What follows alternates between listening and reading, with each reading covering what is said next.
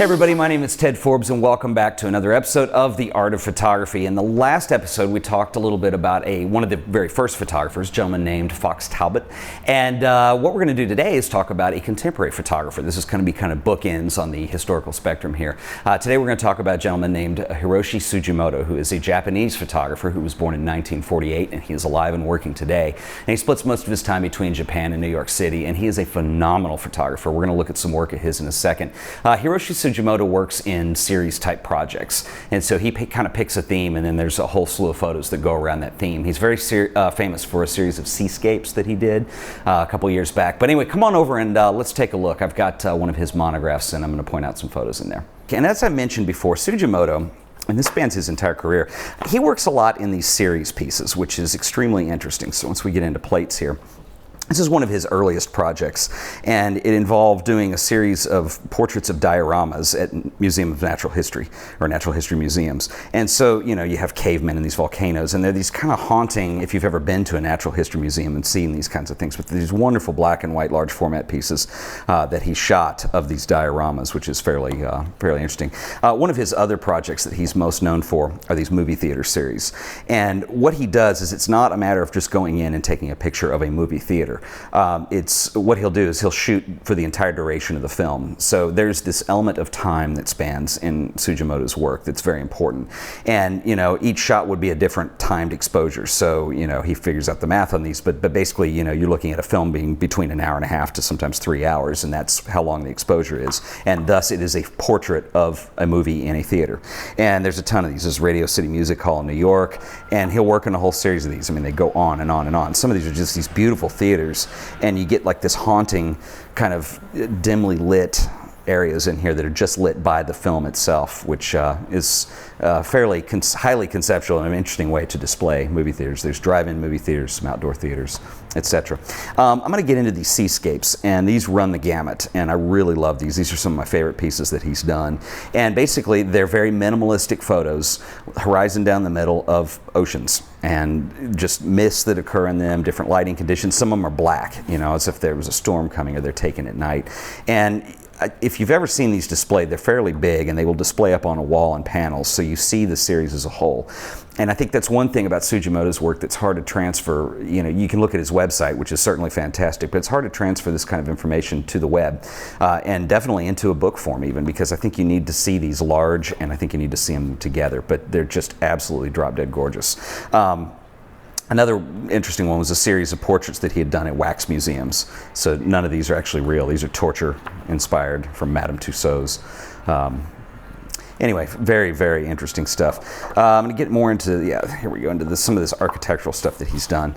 And Sugimoto has a technique, and this is another thing he's well known for, the series of architectural, so buildings, things like that are blurred out.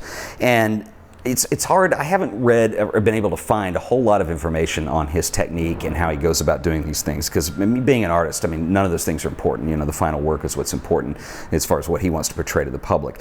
And these are very interesting because what he's done, has explained that he's done, is if you have a lens that focuses to infinity, you know, it's obviously focusing at the furthest point. Now in paper, you could multiply that and you could go to double infinity, and wouldn't it focus beyond that? And so what he's done is actually taken a view camera and taken the focal point and put it at double infinity. So these are all at 2 times infinity, and they have this really cool, haunting, blurred quality to them. I have to admit that sometimes, to some people, these photos are a bit of an acquired taste. Chrysler Building in New York, Einstein Tower.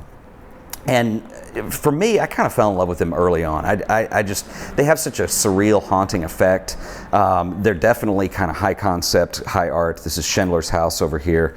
There's a lot of interesting stories behind some of these. And he's also done a series, and they're probably in this book too, with sculptor Richard Serra. And again, they're the double infinity shots, which are very interesting.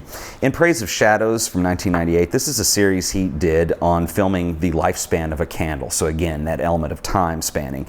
And so basically, you know, you take a view camera, it's at night with a window open, so the flame is waving in the breeze, and it's a really long exposure, a couple hours, however long it takes for the candle to burn completely down. And what you're left with is this abstract that leaves an impression of the flame against a black background. So these are essentially portraits of candles being born and dying out. So anyway, again, a whole series seeing these large, seeing them together. Another series of famous historical figures is Henry VIII, and these look like real people. And what's interesting is this is definitely kind of an homage to Renaissance painting and some of the past masters and some of the old masters. And what's interesting is, again, none of these people are real. They're wax. And anyway, just simply beautiful stuff. Anyways, we move along. He's got some other architectural shots in here. Specifically, I want to get to a tie-in. And as you remember our last episode, we talked about, as soon as I find these here, we talked about Fox Talbot. And I wanted to bring up Hiroshi Sugimoto because for me, at this point in time, in 2011, these bring together the most important, these are lightning, which is really interesting. But Fox Talbot and Hiroshi Sugimoto are kind of the bookends of where we are at photography. And again, Mr. Sugimoto is fairly minimal, and these are probably not going to pick up very well in the video. Some of them are pretty dark, and he's a little bit vague about how he came across these, but he collects actual negatives, paper negatives that Fox Talbot made, and most of these had never been printed. And the whole concept behind doing this is, okay, with all, you have the birth of photography where you have almost no technology, culminating into today where we've got years of technology under our belts, and Fox Talbot never saw a lot of these works printed. And what would he have done? How would he interpreted them had he been alive today? And that's about all you get out of Sugimoto. There's no, concept of how he came across the negatives, the historical significance. It almost doesn't matter because this is such a neat, haunting project to see these, and such a really interesting idea. And so, in my opinion, I think what you have here is you have the complete two bookends of photography. You have Fox Talbot, who was one of the pioneers who began the whole process, and then you have Sugimoto, who's one of the great contemporary photographers of the 20th and now 21st century, who has taken the same, not just subject matter, but the same negatives and done a printing project to spin them onto where we are now.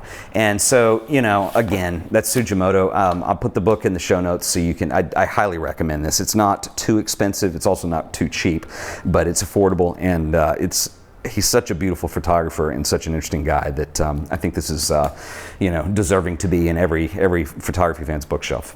Okay, so that's the work of Hiroshi Sugimoto. I really hope you check him out. He's one of my very favorite photographers. At the very least, go look at his website, even though you're going to be missing a lot, because I think seeing his photos in person, if you can find an exhibition somewhere, it's really the way to go.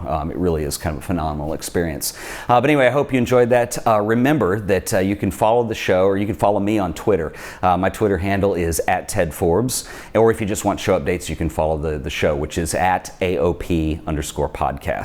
And once again, if you like what you see, appreciate it if you would leave a note on or a comment on iTunes for us. It helps us improve the show and come up with better quality stuff and provide more for you. So anyway, once again, this has been The Art of Photography, and thank you for watching.